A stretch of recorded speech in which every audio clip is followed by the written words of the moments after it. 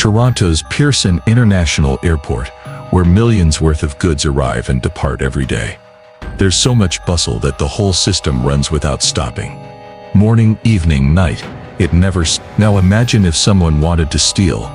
There was so much stock stored there, like a child walking into a very large sweet shop. But the sweet shop was guarded by more than 100 policemen, and the airport's tight security, and yet thefts were happening. In the late 1980s, the police discovered a truth that stunned them.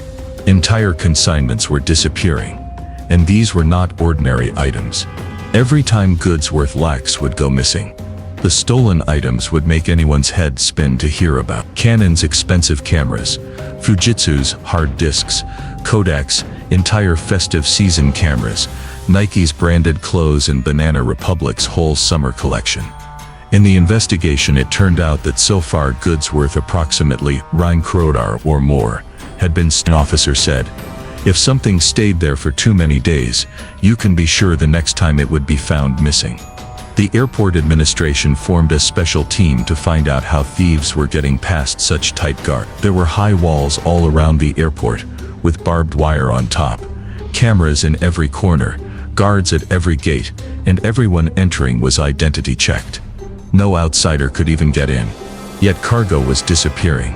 The police investigated for many years, but could not reach a result. Every few days a call would come.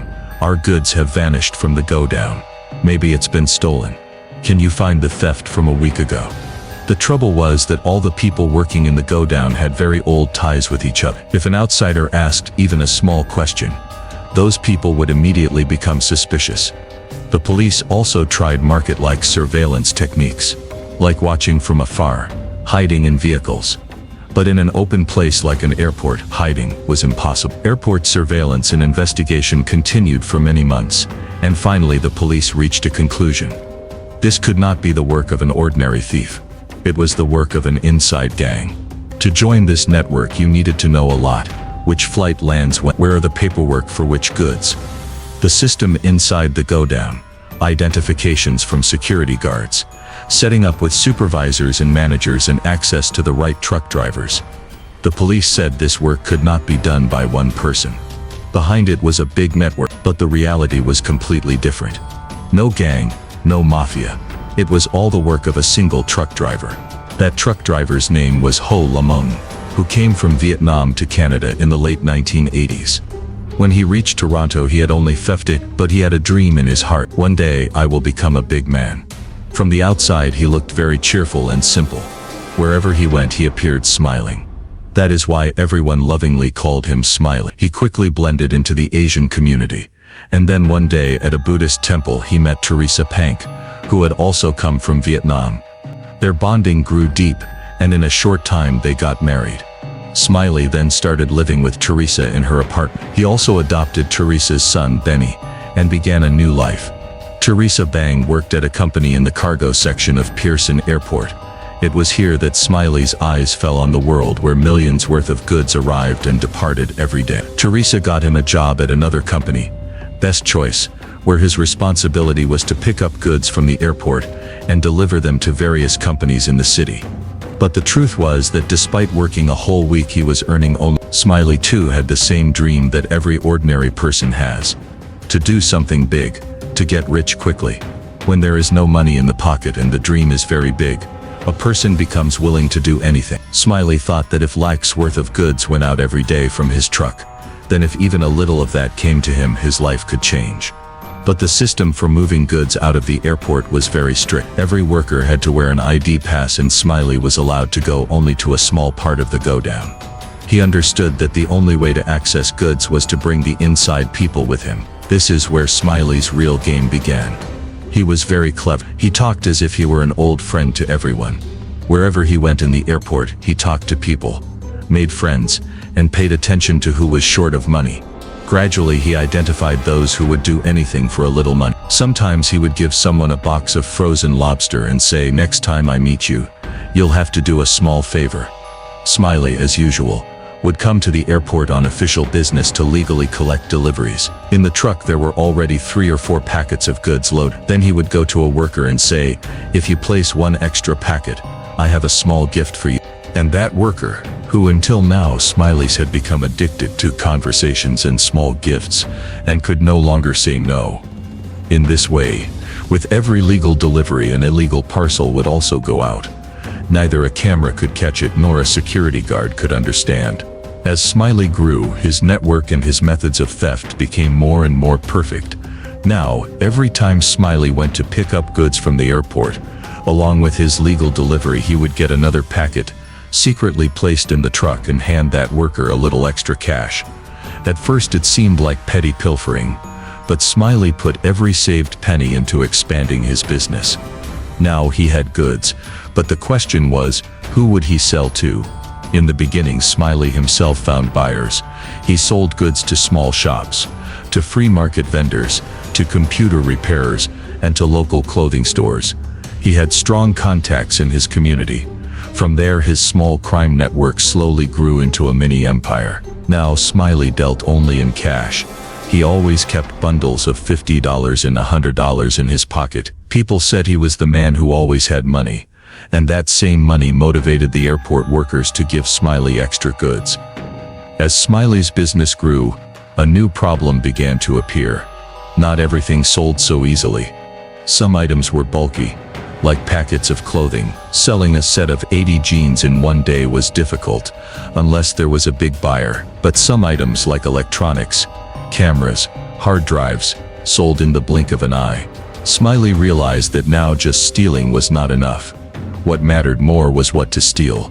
This was where Teresa came in. Teresa worked in cargo handling at Pearson Airport, and she had all the information: which flight was coming when, what goods it carried, and where that cargo would be stored. Teresa proved to be a jackpot for Smiley. She would tell Smiley in advance what was coming, when it would arrive, and where it would be placed. Teresa and Smiley had now become a team, like two co-founders of a company. They discussed everything, made plans, and knew that if they wanted this operation to continue, they would have to stay together. Smiley read very carefully whatever information Teresa gave him. He would see which goods would be placed in which godown. Then he would make a list of the people working in that godown so he could decide whom to bribe with money. He planned who would be on which worker's shift, and which goods would be stored at that time. He now had a core group of anywhere from 5 to 10 people just to carry out the theft. He began targeting only expensive, high-demand items, and was willing to pay up to $0 to get a single packet stolen. The people working inside the godown would tell him, "Today this goods has arrived. Grab." Smiley's network had become so big and strong that stopping him no longer seemed in anyone's control. When a single man starts making so much money from such a large system, naturally the organized crime gangs also noticed that Smiley was running a highly profitable business. A clear message came from them: if you cross us, your life will never be the same. Smiley was forced to pay certain key people working inside the airport a monthly sum so that no one would stand in his way and his operation could continue uninterrupted. Now that Smiley's system was fully set, he took the next step. He gave the responsibility for distribution to his stepson, Benny. He needed people he could fully trust and who could quickly sell his stolen goods. Smiley assigned Benny the task of selling the computer item. Benny met shopkeepers every day and presented himself as an electronics distributor selling hard drives at low prices. He sold a lot of goods and people believed they were dealing with a legitimate company. Smiley had made the whole system look like a real business. He even had business cards and invoices printed. Benny began meeting people under that name, and in the electronics market he became known by that identity. Benny's hard drive sales were doing well, but Smiley was stealing at such a rate that Benny could not sell fast enough. Smiley's system was so robust that new goods were coming in by truck every day, but moving goods out was taking time. Gradually the inventory piled up, and there was less space left in the warehouse. Storing goods in a public depot was not without risk, so Smiley bought 2 houses outside the city. These houses now became storage places. Every corner was filled with stolen goods. This not only gave him places to store inventory, but also made the stolen money appear like legal investment. He seemed to be prospering, and more profit was expected in the future. When new neighbors asked what he did for a living, Smiley would smile and say, "I work in goods pickup and delivery." He was so affable that nobody ever suspected him. Now Smiley had extended his operation not just to one warehouse, but across the entire Pearson Airport. His philosophy was the more goods you handle, the more you earn. Smiley's network had grown so large that he began to be counted among North America's biggest cargo theft gangs. He had started as one man, but now he was no longer alone. He was running a whole underworld network. Smiley no longer lacked goods. But the real challenge was finding buyers to sell to. That's when he turned to his religious faith. He invited a Buddhist monk from China and had one room in each of his 2 houses set aside for prayer. These rooms were spotlessly clean. Not a single stolen item was kept there. Only prayers took place, and on the walls, beautifully framed, were $000 notes. He was praying for wealth, and perhaps his prayer was answered. Shortly thereafter, Smiley found a way via eBay. He told Benny, "Create a new eBay account. Now all the goods, clothes, cameras and electronics could be sold online without meeting anyone face to face." This was like a dream for them. Selling stolen goods had become like having a license to print money. And the best part was that it was easy to hide identities. The names used on eBay were all fake. Credit cards and addresses were also fake. Smiley had now turned his house into a small online warehouse. Benny handled the entire online operation: what to sell, at what price. Teresa oversaw all packing and delivery. The whole system ran like a small order marketplace. In just a few months, nearly 19,000 orders were fulfilled. Thousands of dollars worth of goods were sold every day, and new checks and cash started arriving at their homes daily. Smiley now had a lot of money, but he never flaunted it, neither with clothes nor with cars. By day, he kept his identity perfectly ordinary. He remained connected to the airport, mingling with people, and it appeared as if nothing had changed. But the real game began at night. Every night Smiley went to a particular place, a casino. But he didn't go there for fun. He went to launder his black money. He would take cash, say $2,000, play for a while, deliberately lose some $300 or $400, then take the rest of the money back from the casino, and that money would now be legal and on record. When he reclaimed the money, he received it in 20. Thus Smiley's illicit business began to look like a legitimate enterprise in which goods were sold and money was cleaned and returned. For Smiley, the loyalty of every employee working inside the airport was vital, and he adopted a special method to secure it. He would take them out at night to places where people have fun, and he would pay all expenses himself. Those who went with him began to think of him as a true and big friend. He had created an atmosphere like a company, where every person had a role, every task, every relationship and every share became part of a well-oiled system. By now Smiley had been running this business for 13 years, but the police still had not reached the real man. Investigating officers would stake out inside the airport, but could not make sense of things. Was the goods pickup a legitimate delivery, or was the theft happening right before their eyes? A warehouse could have more than 300 people working any given day, and catching even one of them was like finding a needle in a haystack. The fact was that the entire system had been built by one man. As long as that system ran, catching him was almost impossible. Smiley's name, identity and real job were all hidden from scrutiny, until November 2001, when the police for the first time got a clue that gave them hope of reaching Smiley. One day Smiley stole a parcel containing computer hard drives. As soon as that theft was reported, the police entered the hard drive serial numbers into a new computer system. That system was now active nationwide. If those serial numbers appeared anywhere in Canada, the system would flag them immediately.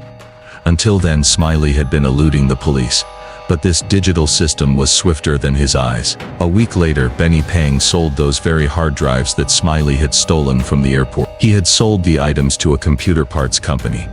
That same week, that company's warehouse was also robbed, and the hard drives stolen there were the same ones Benny had sold.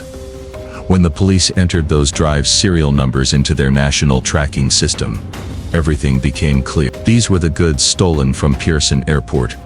This was a major breakthrough for the police. For the first time, it became clear where the thefts were coming from, and where the goods were being sold. The police questioned that computer trader. "From whom did you buy this?" He gave one name and a pager number. When the police traced that number, the name that appeared was Benny Pagang. That was the moment the first crack appeared in Smiley's empire. Benny was put under round-the-clock surveillance. The police saw him moving all over the city, unloading goods from cars in parking lots, going to warehouses and making deliveries in many places. Then one day the police watched a garage door open, and what they saw inside was shocking. The garage was filled from wall to wall with expensive goods, electronics, branded clothes, cameras, and who owned that house? Ho Lam Ong, that is, Smiley. But the police had not arrested anyone yet, because their aim was not just one arrest. They wanted the entire network. They needed every link that could tell them. Where was the merchandise stolen from? Who was involved and where had it been sold? Surveillance led the police back to where it had all started. The threads were all tied to Best Choice Shipping Company. Exactly 13 years later, on December 13, 2001, the police carried out their biggest action. First, Benny Pang was caught at a storage facility. The police were certain there was now no escape. Then the police went to Smiley and his wife Teresa's home. When the door opened, they were standing in their house clothes, stunned and speechless. They realized what had happened. The game was over. When the police stepped inside, every room contained only one thing: stolen goods. So much stuff that there was barely room to move. Someone shouted from downstairs, "Come down, see this room." From above came the reply, "You come up, it's the same here." Everywhere were expensive electronics, branded clothes, huge boxes, and stacks of notes.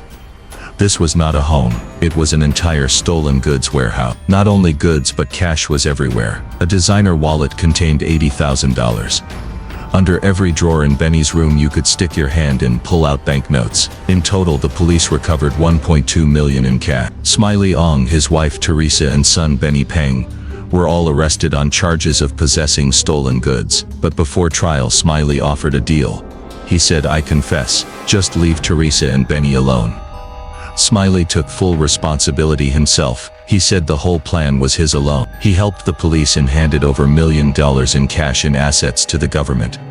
In March 2004, Smiley Ong was sentenced to only 2 years, but that one arrest changed the world of Pearson Airport forever. Since Smiley's capture, there has never been a major theft at the airport. Smiley Ong was a man who ran an illegal business so cleverly that it looked like a real company. His system was so robust that perhaps even the Bank of Montreal would have approved his business plan. He had maintained every relationship, managed every system, and remained beyond the law's sight for 13 years. For him there is fear, but for what he built there is also a little respect.